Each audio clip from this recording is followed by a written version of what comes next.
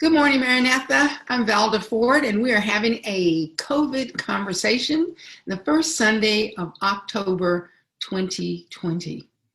As we think about what is going on this year, what is going on this month, let's think about the fact that there's a change in the seasons, but not a change in what you need to be doing in order to keep yourself and the people you love safe.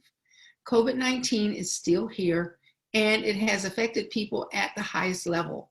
This week, we have seen many people at the White House, in Congress, and the Senate test positive for the coronavirus. It may be that we have gotten so tired of being tired of having to follow restrictions that we relax. Sometimes we just forget that we need to stay farther away. We need to make sure that when we are in a room that there's good airflow, or even better, we're outside. If you have to be around crowds, make them as small as possible, because you never know who is the person who is sick.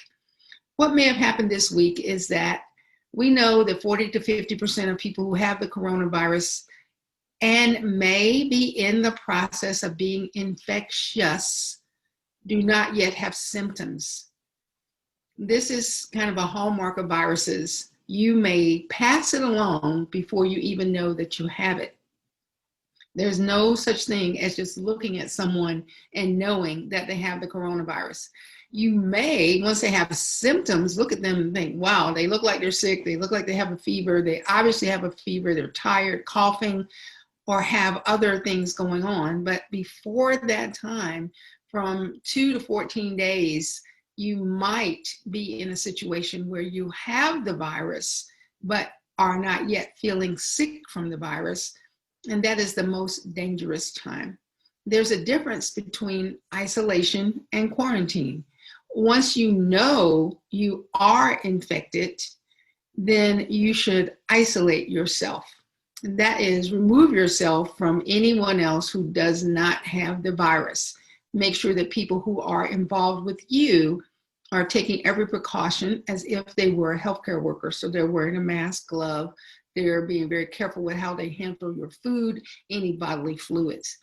Quarantine means that you have been exposed, but you're not yet sure if you're going to test positive.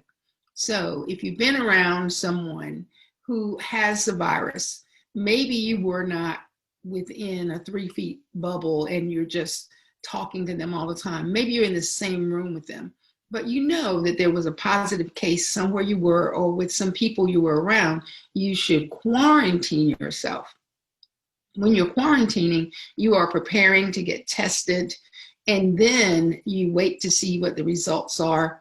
Different people will tell you different things about what you can do after you have quarantined while you're waiting for results. But let me tell you, when you think you might have been exposed and you do not have your test results back, please isolate yourself. Stay away from people as if you knew you had the disease. Remember, before you are symptomatic is one of the most dangerous times, because you may pass it on without knowing it.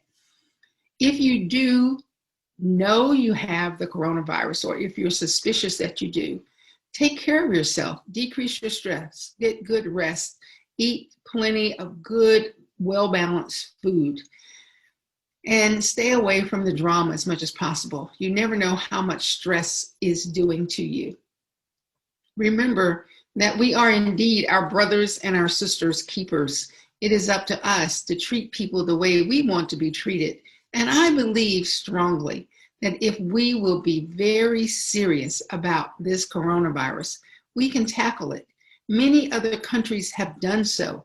It doesn't mean that we will ever get back to the somewhat carefree lives we had before, where we could go anywhere and do anything we wanted without a mask, without hand washing, without social distancing.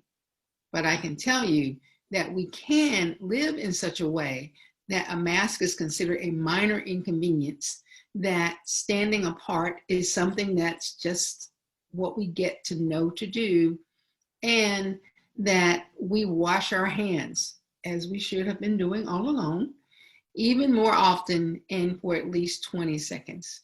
I'm Velda Ford. This has been your COVID conversation for the first Sunday in October 2020.